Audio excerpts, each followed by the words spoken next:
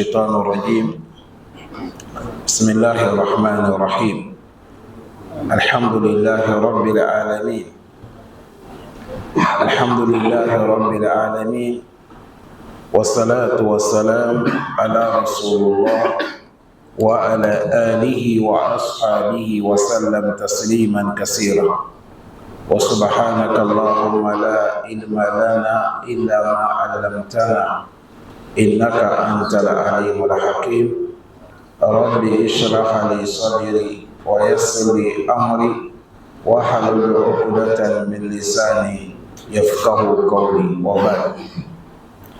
Chers frères, assalamu alaikum wa rahmatullahi wa barakatuh. Louange à Allah subhanahu wa ta'ala, paix la bénédiction de Allah sur le messager prophète Mohammed sallallahu alayhi wa sallam, que Allah le soulie sur ses familles, sur ses compagnons. Chers frères aimés, Allah subhanahu wa ta'ala, il nous a créé pour que l'on l'adore.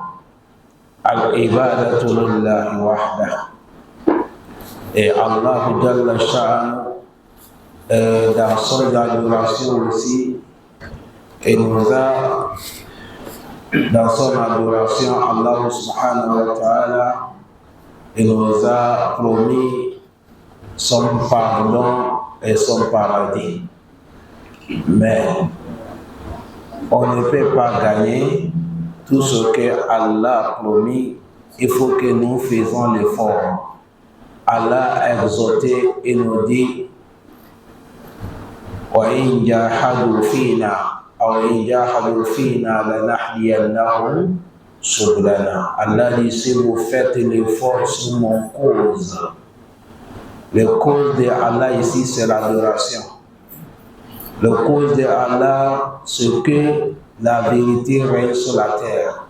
Ne n'est pas adorer quelqu'un sauf Allah unique. Allah dit ici, c'est ça qui est votre souci. Vous pensez ça, comment l'islam va avancer, comment les gens vont connaître d'adorer Allah sans lui associer. Allah dit, je vais vous guider sur ma voie, qui est la route de Allah, qui est al-sirat al-mustaqim. Dans les sourates Yasin, le moment que Allah nous a blâmés, pourquoi on adore Shaitan, on a abandonné Allah. Après Allah dit, wa ani'buduni haza siratum mustaqim. Allah dit, si vous m'adorez, moi, Allah seul, sans m'associer, c'est ça qui est la voie, tout droit, que vous allez emprunter directement dans le paradis.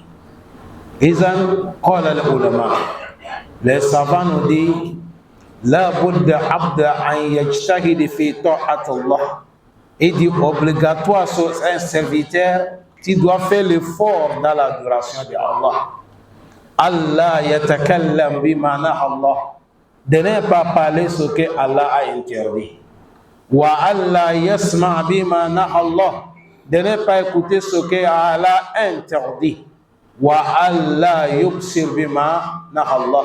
De ne pas regarder des choses qu'Allah a interdit. Wa Allah yaf'al bima naha Allah subhanahu wa ta'ala. De ne pas commettre les choses que Allah a interdit. Kull zalik, tout ce que nous venons de citer, la budda min juhud. Il faut que tu fasses l'effort. C'est la guerre, c'est le combat. Parce que toi, tu fais l'effort de te tirer, le diable, il veut que tu tombes dedans. Toi, tu fais l'effort en train de t'encarder la passion, an-nafs, ton âme, en train de pousser ta main là-bas. Tu fais l'effort de trouver la voie, l'accès. Le diable, lui, il t'appelle envers ce travail. Là, ici, les savants disent, la budda min al-juhud. Obligatoire, il faut faire beaucoup d'efforts. Notre islam veut l'effort, chers frères. Si quelqu'un, tu restes comme ça, tu dis non, le diable va t'envahir. Un jour, le prophète Mohammed, parmi les sahaba, vous allez voir même les salafus salih, les sahaba des prophètes Mohammed. Il n'a pas dormi. C'est les gens qui ont fait l'effort. Je vais vous amener parmi les grands sahaba. Kaïbal, il est le meilleur de tous les sahaba. Un jour, le prophète Mohammed, sallallahu alayhi wa sallam, cet hadith, c'est Aba Huraira qui a amené, c'est Imam Muslim qui a fait sortir. Aba Huraira a dit, عن أبي هريرة رضي الله عنه قال رسول الله صلى الله عليه وسلم وهو يحدث أصحابه من أصبح منكم اليوم صائما قال أبو بكر أنا وقال من تبع منكم اليوم جنازة قال أبو بكر أنا وقال من أطعم منكم اليوم المسكين قال أبو بكر أنا وقال من عاد منكم اليوم مريضا قال أبو بكر أنا فقال رسول الله صلى الله عليه وسلم ما اجتمعهن في امرئ إلا دخل الجنة.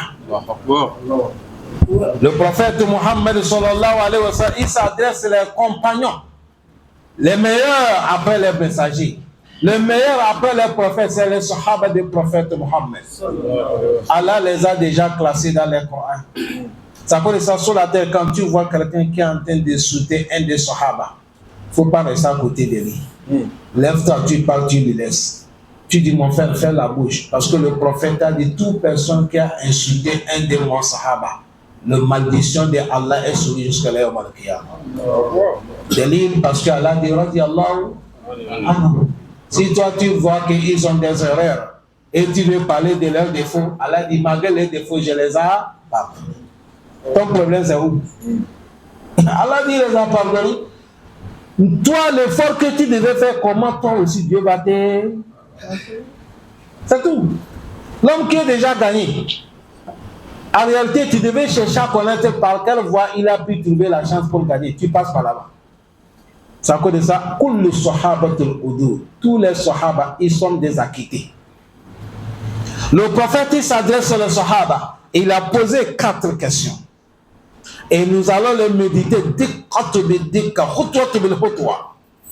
comme on nous enseigne dans les hadiths. Le prophète, sallallahu alayhi wa sallam, un jour, le prophète a dit, qui s'est levé parmi vous aujourd'hui? Il est dans le jeûne. Aujourd'hui, qui est dans le jeûne? Le prophète a demandé tous les sahaba. Personne n'est pas soulevé la main. Abu Bakr a dit, moi, ya Rasulullah. Aidez-moi, je suis dans le jeûne. Ça fait 1. Le prophète a dit, man taba minkum al-yawma janaiz, qui a accompagné un corps musulman à l'enterrer. Personne n'est pas soulevé la main. Abu Bakr a dit, Anna. Ça fait 2. Le prophète a dit, man at'imu minkum al-yawma miskin, parmi vous qui a donné un besognaire, un pauvre qui n'a rien, qui l'a donné à manger. Toute personne n'a pas répondu. À Abu Bakr a dit, Anna ya Rasulullah. Ça fait 3. 4e, le prophète a dit, man aada minkum al-yawma marida, qui parmi vous qui est parti rendre visite à un frère musulman qui est malade. Quand Abu Bakr Anna, Abu Bakr a dit, moi ya Rasulullah. Ça fait 4 travail. C'est de là que le prophète a clôturé cet hadith. Il a dit, Majtama ahunna li fi imri'in. Il a dit les 4 choses là. Il n'y a pas quelqu'un qui peut faire tout, gagner toutes les 4 choses un seul jour. Le prophète a dit, celui qui a gagné ça un seul jour, c'est l'homme du paradis. Et si ça nous enseigne quoi? Ça nous enseigne que tu connais, tu ne connais pas. Déjà, le prophète est en train de dire, Abu Bakr est l'homme de quoi? Du paradis. Parce que lui, il a trouvé tous les 4 travails là dans les mêmes jours.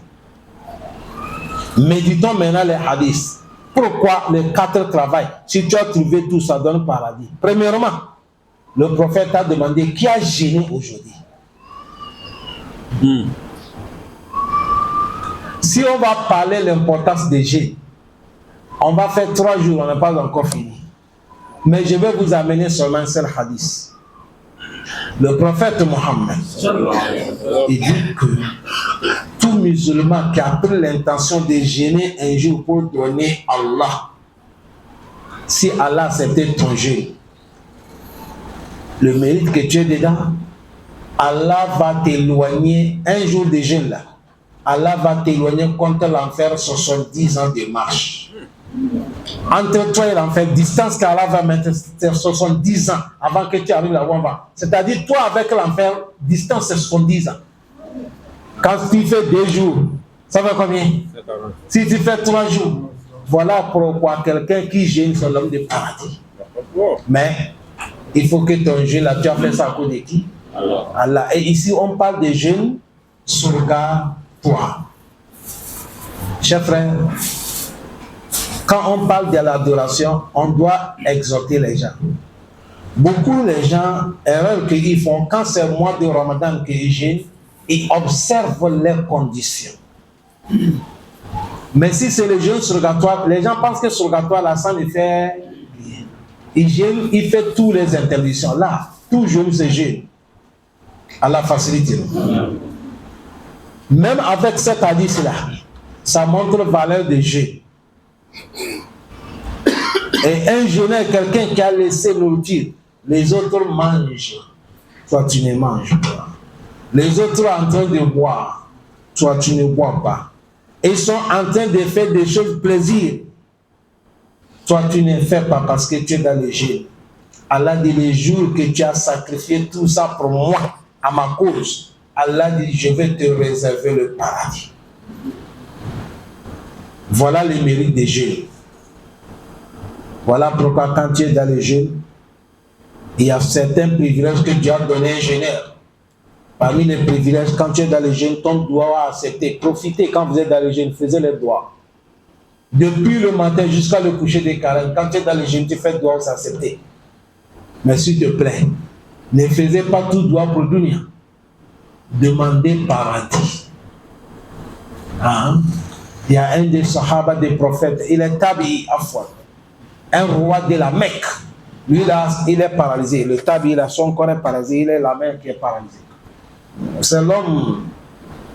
Il vit, machallah, mais il n'est pas moyen en tant que tel. Le roi là, il est parti à la Mecque, il a vu et il a dit: toi, mon frère, demande-moi tout ce que tu veux, je vais te faire. Il a dit: ah bon? Il a dit oui. Il a dit: bon, attends-moi ici, je vais rentrer pour faire tawaf. Si je finis, je viens te dire ce que je fais. Et le roi là, il est assis. Parce que quand on dit tabi, c'est celui qui est après compagnon. C'est des gens qui sont respectés. Et même ils dépassent tous les walis de dunya là. Mais ils ne se vantent pas. Il est resté, le roi est resté là-dedans. Il est parti faire tawaf et quand il est revenu, le roi dit: bon, depuis là, c'est toi que j'attends, tu viens me dire tout ce que tu veux.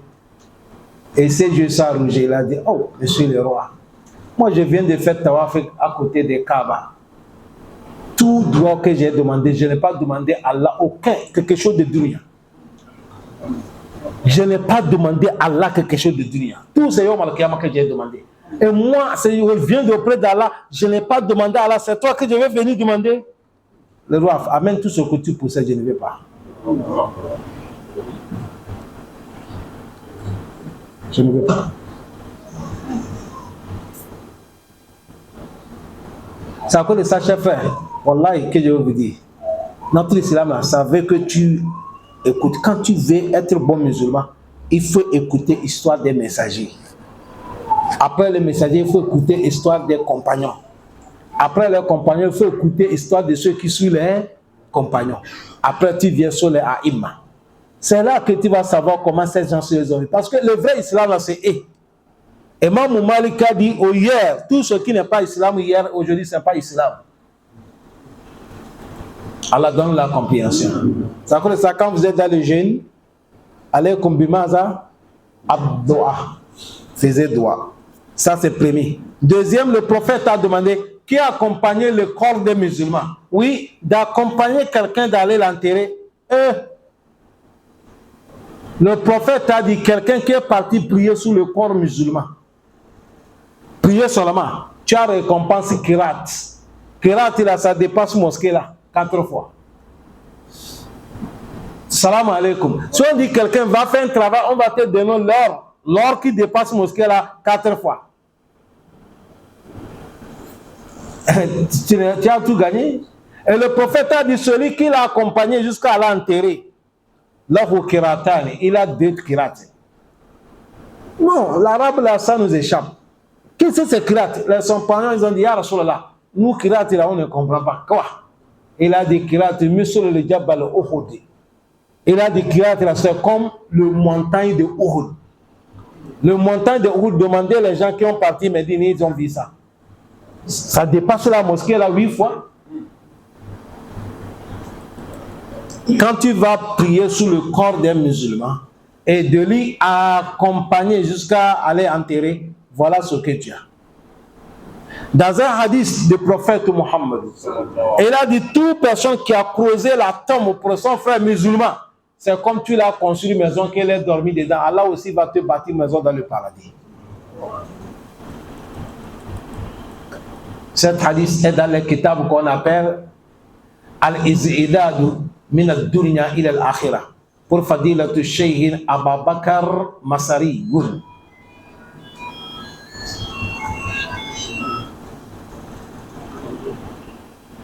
Chacun n'a qu'à vérifier votre téléphone, mettez ça sous silence. À chaque moment qu'on fait prêche, quand vous allez rester dans la mosquée, mettez les téléphones sous le silence s'il vous plaît. Barakallahu fikum.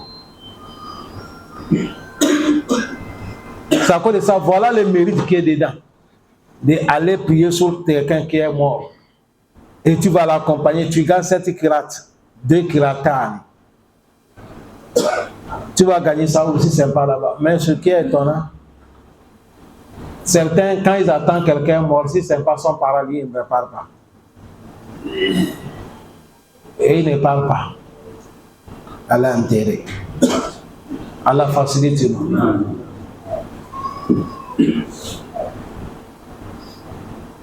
Parmi les choses de la Mecque qui m'a intéressé beaucoup, c'est parmi les choses là. Quand tu pars à la Mecque, sawa kana umra ou hajj, ou sakana min malakatu arabiya, c'est pour aller résider où tu es parti faire umra ou soit hajj. Il y a les privilèges que tu as mis là-bas.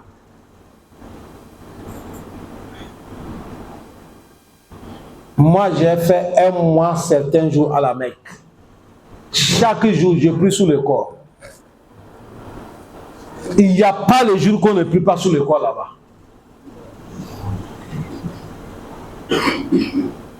Adjo, passe, Mogo. Il n'y a pas le jour qu'on ne prie pas sous le corps là-bas. Il y a certains, même un jour, j'étais avec un de mon collègue étudiant, là, on est en train de discuter. Il m'a dit, il y a certains qui sont riches, quand ils sont malades, ils pensent qu'ils vont mourir là. Ils coupent les pieds, tirent sur le visage, ils viennent mourir à la Mecque. Pour qu'on les enterre là-bas. Vous voyez comment les gens sont intelligents.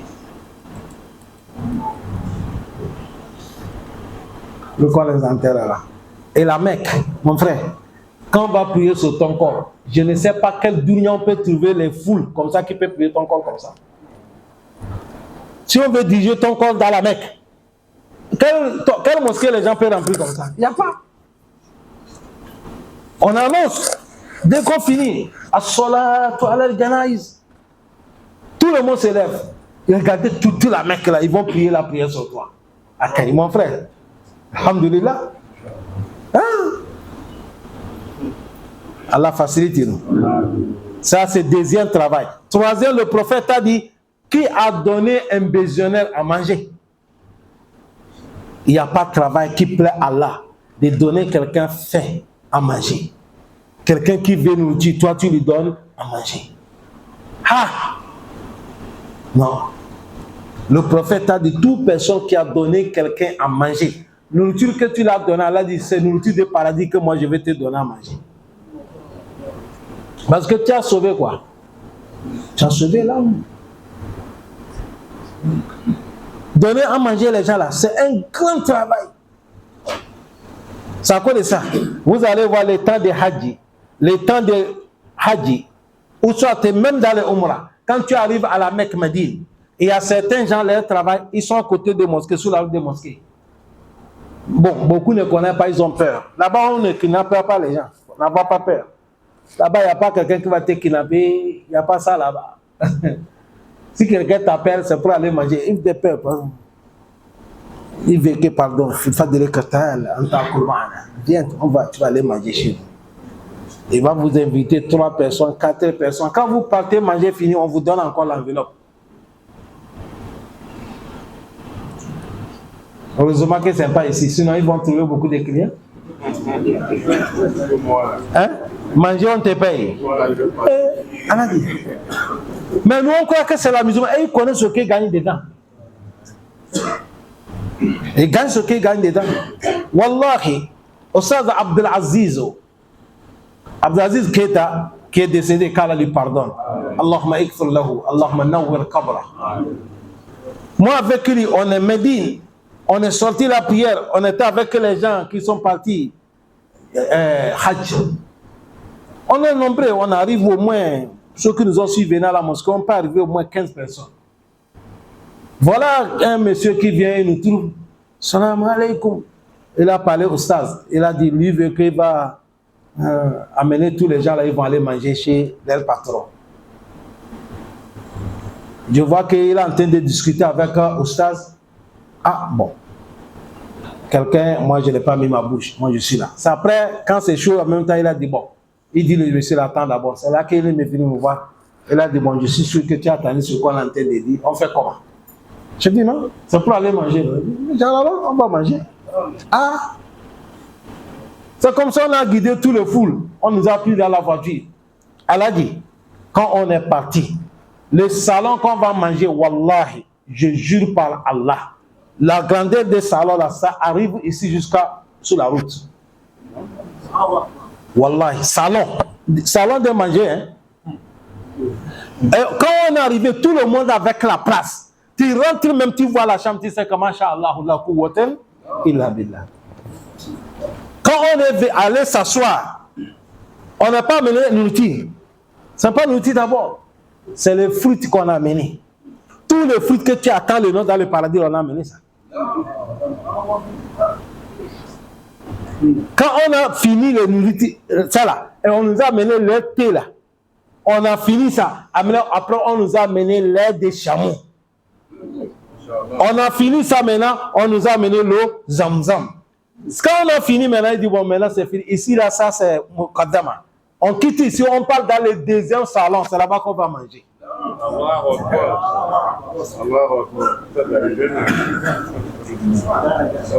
Et nourriture là aussi va me demander comment nourriture est. Wallahi. Quand tu vois comment on a fait nourriture, on a posé ça, groupe que vous s'assoyez. Tu peux manger combien? Et quand on est fini, maintenant, on a partagé l'enveloppe à chacun. C'est là qu'on nous a pris dans la voiture, on vient, je demande le chauffeur, parce que le chauffeur là, c'est un Nigérien Hausa. Dans son accent, quand il parlait arabe, je suis que lui là, c'est Hausa. C'est comme ça que je l'ai parlé Hausa, il m'a dit oui, lui, il est Hausa de Kano. Mais lui, il est saoudien, il a le papier des Saoudiens. Il a duré ici. C'est là que je l'ai dit, bon, le monsieur qu'on est parti manger là, c'est qui? Il a dit, ah, c'est lui qui partage du nourriture là. Il dit, celui qui vous amène le thé là, c'est le patron. C'est lui-même qui sert. Et j'ai dit, bon, c'est aujourd'hui seulement qu'il fait ça. Il a dit non. Le temps des Hajj, c'est comme ça, il fait jusqu'à Hajj va finir. Il a dit, quand on est fini, il nous amène là. Il dit, qualité de voiture comme ça, ils sont jusqu'à 24. Lui, quand il nous amène, il a part, il y a certains. C'est comme ça, dès qu'on est sorti, on voit certains aussi à qui ils arrivent. Le groupe là part, le groupe là vient. Le groupe là part, le groupe là. Manger. Koulou, washrabu, hani'an. Mais ce qui est interdit, tu ne peux pas prendre quelque chose pour amener là. Tu manges là, ce qui est resté, tu restes là. Parce qu'ils ont compris de donner les gens à manger ce qui est dedans. C'est à cause de ça le prophète a dit, qui a donné une personne qui a nourri, Allah donne le moyen. Bientôt Ramadan va arriver. Les gens que Dieu vous a donné l'argent là, c'est là que tu vas montrer qu'Allah tu m'as fait riche, je te remercie. Lancez le défi. Même vous ne payez rien. Amenez la voiture. Tu mets la voiture complète. L'eau en là. Même si c'est bouteille petit comme ça. Tu mets ça, ça remplit sur la route. Tu viens de poser à côté de la mosquée. Tout le monde qui part, tu lui donnes un. Montrez l'argent que vous aimez. Dieu vous a donné. Mettez ça là où il faut. Hein? Que Dieu nous facilite. Donc, troisième, le prophète a dit. Deuxième, hein? Troisième, quatrième. Oui. On a parlé de jeûne. On a parlé de janaza. On vient de parler de nourrir le pauvre. Quatrième dernier, le prophète a dit qui a parti visiter un malade. Visiter un malade aussi, hadith là dans les Riyad al-Salihin. Le prophète Mohammed, il a dit celui qui est quitté pour aller visiter son frère, il y a 70 ans de marche, et 70 000 d'anges qui vont t'accompagner, en train de prier sur toi au retour aussi, le matin et le soir. Et c'est comme ça, il y a les hadiths dans le Sahih Muslim. Le prophète a dit toute personne qui a déplacé à aller visiter un malade. Quand tu quittes là, en marchant, c'est comme c'est dans le paradis que tu marches. En retournant, c'est comme dans le paradis que tu es en train de marcher. Aller visiter un malade, ça fait partie des sunnah que le prophète Mohammed sallallahu alayhi wa sallam a mis. Surtout même quand tu arrives, tu lui fais droit. Surtout même quand tu arrives, tu as quelque chose, tu vas lui glisser. Allah facilite nous. Mais ici, il y a des choses qu'on doit observer. Quand quelqu'un part aller visiter un malade, il ne faut pas durer. Sauf le malade là, c'est lui-même qui a souhaité. S'il n'est pas souhaité, dès que tu lui salues, tu lui fais droit, il faut quitter. Mais lui-même, s'il a souhaité, les connaisseurs disent qu'il n'y a pas aucun problème. Quand tu arrives aussi, il ne faut pas parler le mot qui peut lui choquer, qui va lui blesser. Exemple, tu vas lui demander c'est quelle maladie que tu as. Il va te dire j'ai le palytyphoïde, ou soit j'ai le cancer, ou soit j'ai le diabète, ou soit j'ai la tension, ou soit telle maladie, telle maladie. Toi, tu vas dire ah, mais ça c'est rien. Ça c'est petite maladie, ça va passer, Inch'Allah, Inch'Allah. Tu as vu, ça va lui peser. Mais si tu dis c'est cancer, c'est ça qui a tué mon oncle. Tu as vu, tu l'as tué vivant. Il n'est pas encore mouru, toi tu l'as tué. Tu vas partir, il a cette souci dans la tête. Les savants disent, là, il y a Djouz. Quand il va aller visiter un malade, il faut observer le mot. Voilà pourquoi le prophète, quand il passe chez un malade, il dit Touhour, Inch'Allah. Touhour, Inch'Allah. Il dit, c'est une purification, Inch'Allah. Parce que quand quelqu'un, tu tombes malade, le prophète a dit, musulman, quand tu tombes malade, Allah, il prend la maladie là pour effacer tous tes péchés.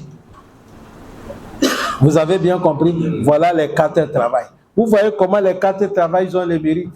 Voilà pourquoi le prophète a dit, si l'homme tu as regroupé tous les 4 travail en un seul jour, le prophète a dit, tu es l'homme de paradis. Et si on vient de trouver première personne que Hadith a montré qu'il a gagné, ça c'est qui? Abu Bakr Siddiq. Il y a beaucoup de Sahaba qui ont gagné. Parce que les Sahaba ne sont encore pas nous. Vous savez, nous, notre problème, nous, on a pris notre cœur là, on a accroché Dunya. Les Sahaba, ils ont pris leur cœur accroché au Mal-Qiyam. Allah dit, Inna Allah khashtara min al-mu'minin. Anfusihum wa amwalahum bi'anna lahum jannah. Allah dit, il a payé leurs âmes, il a payé leur temps, il a payé toutes leurs actions pour leur donner le paradis. C'est comme ça, et là, ils ont sacrifié tout. Tout. Ils ont sacrifié tout. Hier, il y a quelqu'un qui m'a appelé en Afrique de l'Ouest.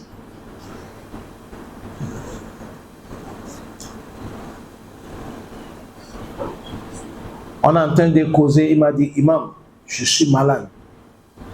J'ai dit, tu as quoi? Il dit, Imam, l'argent que j'ai donné, qu'on me construit sur mon parcelle, si on dit parcelle, terrain, il a dit, on ne m'a pas construit comme je veux. Le plan que j'ai donné, ce n'est pas ça qu'on m'a construit, on m'a bouffé l'argent. C'est là que je dis, maintenant tu dors où? Il dit, c'est dans la maison là que je dors.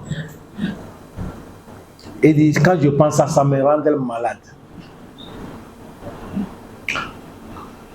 Mais hier, alhamdulillah, je l'ai soigné. Ah ouais. Vous savez, il y a certains les gens qui sont malades, il faut qu'on les soigne.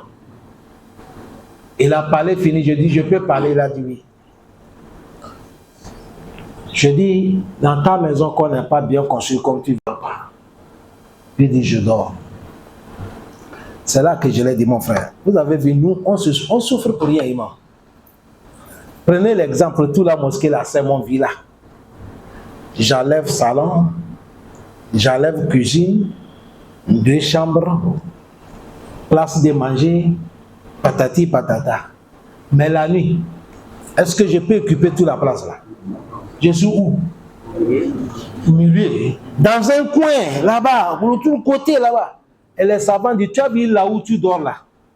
Tu es en train de montrer, c'est ma place dans l'église, ma place dans la tombe. On dit quelqu'un collé visa, il a construit une maison de 200 milliards. Va lui regarder là, lui, il dort où? Petite place. Tout ce qui est resté là, c'est vide. J'ai dit, papa, toi, tu es parti même, tu as trouvé terrain. Et on a construit, seulement c'est les plans qu'on n'a pas pu construire ce que tu veux. J'ai dit, il faut dire Alhamdulillah. Il y a certains, ils sont partis, ils n'ont pas trouvé terrain, on n'a même pas construit. D'où il y a là. Quand tu veux être tranquille, il faut regarder celui que tu es plus meilleur que lui. Il ne faut pas regarder ceux qui te dépassent. À chaque moment, quand tu regardes ceux qui te dépassent, tu ne vas jamais remercier Allah. Aujourd'hui, la maladie de toute notre jeunesse, les jeunes là, vous, votre maladie, c'est ça. Vous regardez ceux qui sont en haut de vous. C'est à cause de ça, tout ce que vous possédez, vous ne remerciez Allah jamais. Tu vas voir quelqu'un, il va gaspiller, il va vendre quelque chose de 24 millions, 20 millions. Il dit qu'il va aller chercher encore l'argent. Il va dépenser 20 millions, aller chercher encore l'argent. Tu as dépensé 20 millions là, tu veux qu'Allah te donne combien? Et là où tu as gagné 20 millions là, tu peux gagner 30 millions. Aujourd'hui, c'est ça que nous sommes. Aujourd'hui, nous sommes dans la concurrence de Duria. Alehekumu atakasuru. Anele mali wa hisabuha. Alehekumu atakasuru. Ane dunya wa gururuha. Nous sommes là comme ça dans les tropées. Tout le monde, on fait le concours de la recherche. Un jour, tu es là, tu attends. Hop! On vient dire, Imam, inna lillahi. Tu es parti. Et tout ce que tu as regroupé là, c'est quelqu'un qui va venir.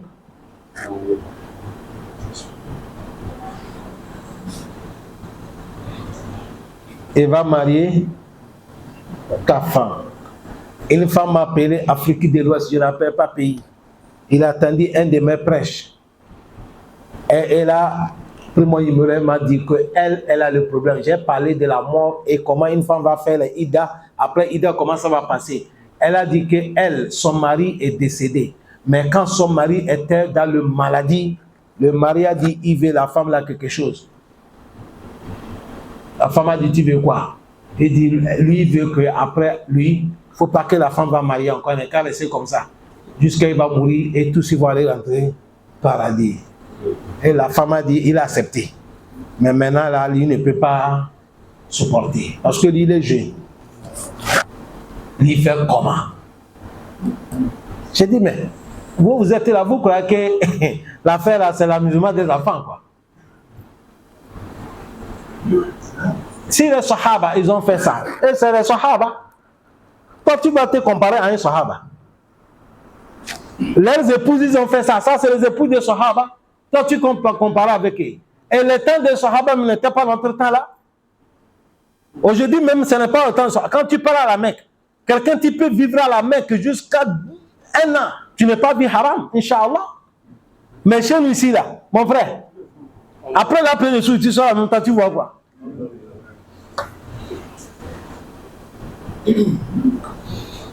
J'ai dit, quand tu as parlé, ton mari, tu as juré. Il a dit non, elle n'est pas jurée. Tu n'es pas juré, il a dit oui. J'ai dit, va demain. Tu as trouvé quelqu'un qui a besoin de toi, il va marier. J'ai dit, va marier. Tu fais ton mariage.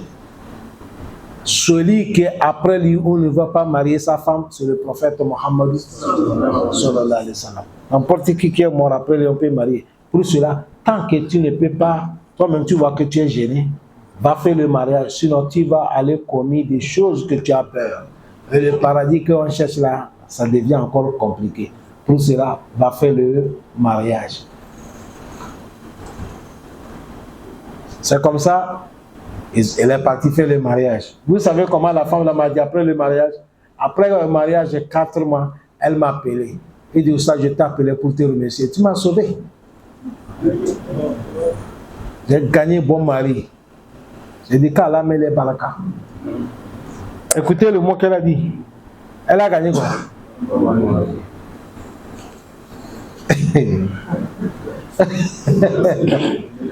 Ça dit tout? Hein? Elle a gagné bon mari. Est-ce que c'est moi qui vais vous expliquer encore? C'est comme tu es avec ta femme, vous êtes là, vous regardez télé. Ta femme voit un homme et dit, ah, ça c'est un homme. Elle t'a dit quoi? Voilà les garçons. Elle t'a dit quoi ça? Alors qu'elle est assise avec un garçon. Et il voit un homme dans les télé, il dit, Masha'Allah. Ça c'est des hommes. Si on appelle garçon, c'est garçon ça. Qu'est-ce qu'il t'a dit? La femme a dit, ça, voilà, j'ai gagné bon mari. J'ai dit, Allahumma barik. C'est à cause de sa chef frère faisait l'effort dans l'adoration de Allah subhanahu wa ta'ala. Vous savez que nous sommes rentrés dans le mois de Shaban.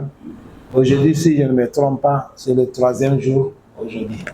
Ce mois, c'est le mois de travail, c'est le mois de préparation.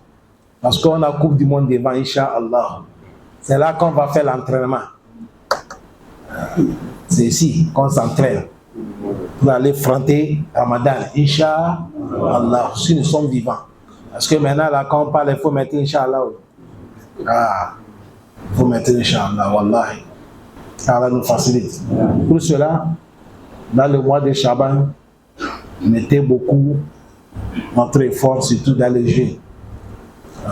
Faisez l'effort dans les mois là, tu vas trouver des jours que tu as jeûné pour réveiller ton corps, pour qu'il va savoir qu'il y a les jeûnes qui est devant. Qu'Allah nous pardonne, qu'Allah met les barakas. Assalamu alaikum wa rahmatullahi wa barakatuh.